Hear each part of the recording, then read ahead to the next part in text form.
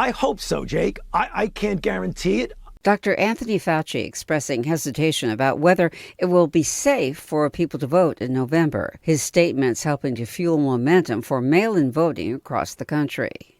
Voter turnout in the middle of a pandemic is problematic. And so there have been a lot of calls, especially from Democrats, to plan for that ahead of time by making sure that every voter across this country has access to a mail-in ballot without excuse, and that they can turn in as late as the day of the election. At least one new poll finds rising support for the idea of conducting elections exclusively by mail, but mainly among Democrats. Many Republicans, meanwhile, are still concerned about voter fraud. The Democrats usually allege efforts at suppression, and the Republicans allege efforts at voter fraud and making sure that only people who are legal to vote are allowed to vote. There have to be really careful measures in place as states administer what's going to be a higher rate of absentee voting in the states to ensure that that fraud is prevented, and there are lots of ways of doing that.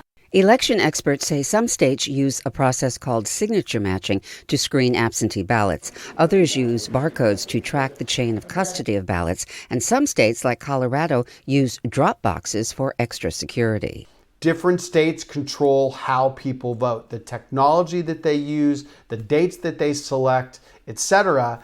And on a state-by-state basis, that's where this issue will be resolved. 5 states already vote exclusively by mail, and California Senator Kamala Harris has recently introduced legislation for all states to offer mail-in ballots to all registered voters in time for the November election.